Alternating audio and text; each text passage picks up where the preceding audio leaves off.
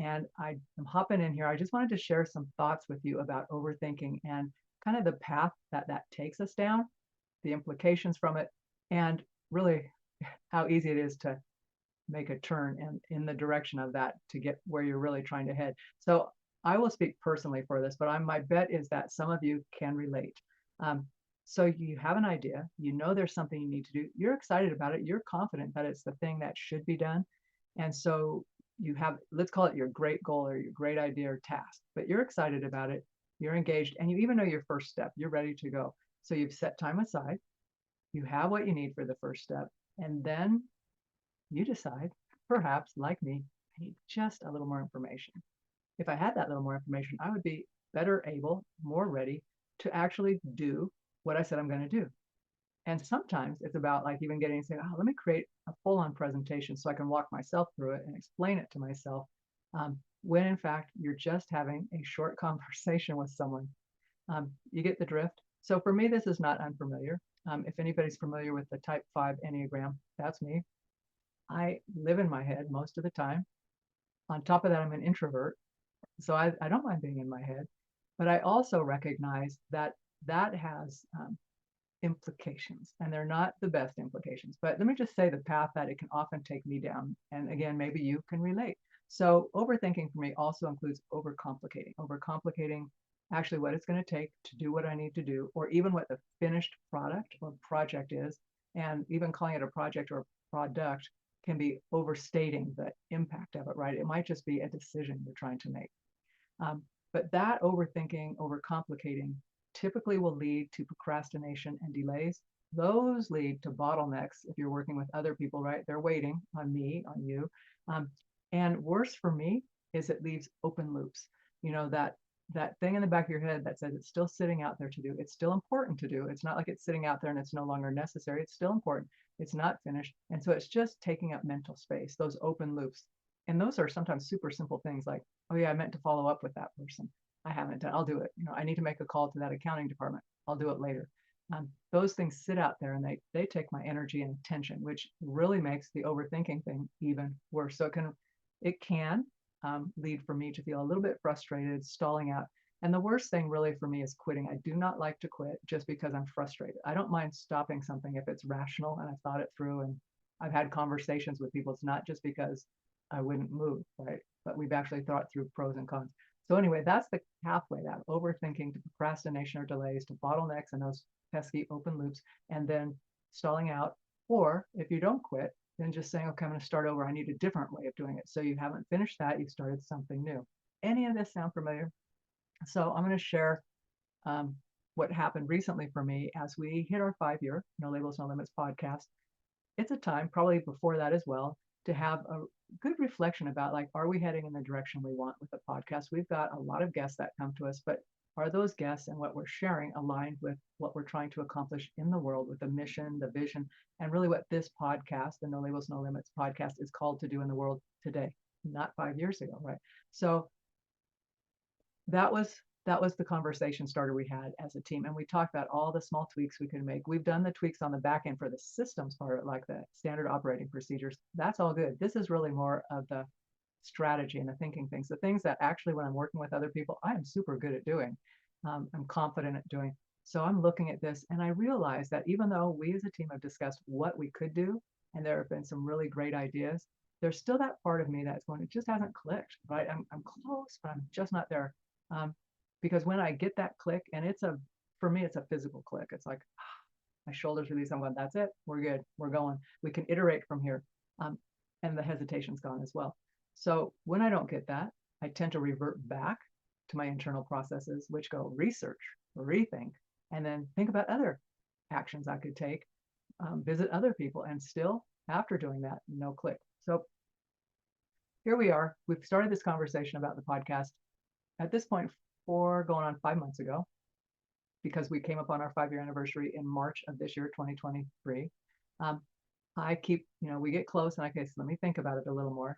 And finally, I do what I encourage and advise others to do, and that is to reach out for help to a trusted mentor, advisor, coach, or an expert.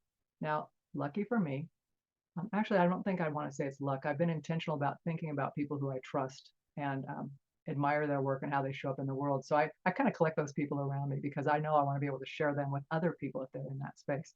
So I reach out to her. I'm not clear or ready. I'm not even sure what I'm asking for, but I just say I need some help rethinking all of this. Now I can't commit to meet with her for six until 6 weeks out. I'm going to be gone. I've got client travel I'm doing. But in my head, I think, okay, I'll be ready by then. I'll have this all figured out by then. I'll do my research. So it requires, though, when I schedule with her, I pay up front, right? It's a commitment. So I pay her up front. We calendar the session to make sure it works with my calendar, and it's on the books. And now I get that momentary relief. It's like, I know there's a date coming up that I'm going to get some forward progress on this. In the meantime, I continue to think about this because I want to show up ready. I like when I'm working with people if they've thought ahead and we're not having to rehash things, right, over and over. So I want to be ready. She sent me some pre-work. It is not difficult, right? It's not difficult. Simple questions, and I perseverate on those, right? I think, okay, let's see, is that really accurate? What do I think about that? Back and forth, back and forth. So I feel this. It probably could have been 3 pages.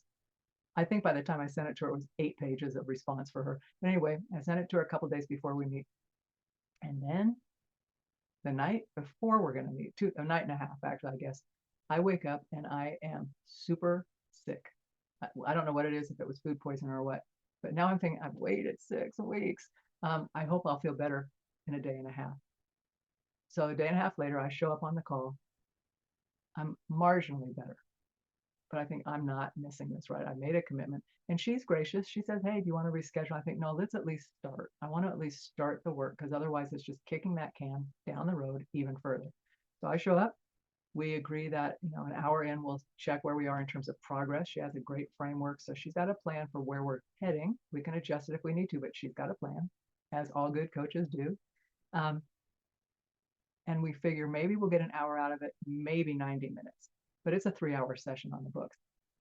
But I will tell you that after only 3 hours of working with her, everything I had been ruminating about, overthinking, delaying, kicking that can down the road, telling the team, hey, I'm almost there, was resolved. And it was a huge relief. I got to say, it was a great relief. I had the notes from our work.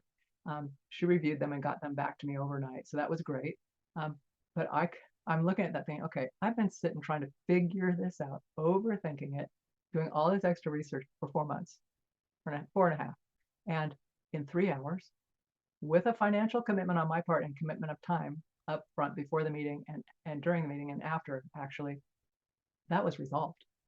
I now had, when I walked out of there, even before I got her notes, I was clear on what my next steps were. And I was super excited because the next day was our team meeting. Unfortunately, 2 of our team members weren't going to be able to be there because other family things and travel had come up unexpectedly for them. So, but the third person was going to be there. And she is all about the person I needed to talk to about this. So I was able to share this with her, and we were able to make massive progress. And I've since been, quote unquote, thinking about but evolving that work. So it isn't in a vacuum anymore. It's out there and we're working together. But that bottleneck that I had been is gone, right? But I just think about how much harder did I make this than it needed to be because I waited. I kept waiting until, oh, I'll get there. I'll get there. We don't get there sometimes. And especially if you're an expert in your own field or the head of something or leading other people, there's that internal thing like you quote unquote should know. I should be able to figure this out. It really doesn't work like that. We're too close to it. So in summary, this is what I've been thinking about. And some of my personal takeaways are that overthinking for me is an indicator of something else happening behind the scenes. Either I'm not clear, I'm trying to be perfect. I've let my self-doubt or internal chat drive the car. Or there have been external influences from previous events or working sessions, like things have to be perfect, that are getting in my head, right? And I'm letting them in there because I'm not paying attention. So it's that being aware of what I'm thinking so that I can call a quit to it, like overthinking is not getting me anywhere. But the overthinking will lead for me to procrastinating and delays. Things pile up, then you get those bottlenecks. Again, for me, it really is hard for me if I know that my behavior is negatively impacting other people who are waiting on me. So I don't really like that. The other thing is I really don't like open loops, those unfinished things that I said I would do, whether I promised myself or another person, because they just sit out there in the back of my mind going, oh yeah, don't forget this, whether that's in business, relationships, open loops and communication, all of that is not a fun thing that can happen from procrastination or delay. And then again, like I mentioned, it can call in that negative thinking, self-doubt, just that internal dialogue. Um, and that can lead to just abandoning a project. And I think about folks I've worked with who said they want to do something, but they get into the same space. For them, their process may be different, but they get stuck and they don't finish. And because they don't finish, something really great never got made or released. And I just feel like that's such a creative loss that other people could have benefited from. And also, the other thing with overthinking is it's not necessary, especially when we have access, all of us, to trusted mentors, advisors, coaches. There's experts, there's people who really have our best interest at heart. They're not out there trying to manipulate you to get you to be a certain way. They have your best interest at heart and can help you get clear of the brush so you can get back on track and walk down the trail to where you're headed. So I don't know if you find that any of this resonates with you or you have a different way of thinking about overthinking.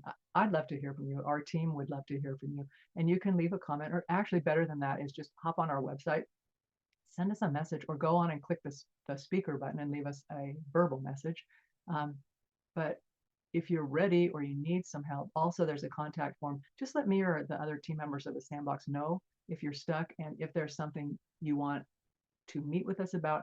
We will hop on a call. We'll meet you in the SandBoxx for 15 or 20 minutes and help you figure that out.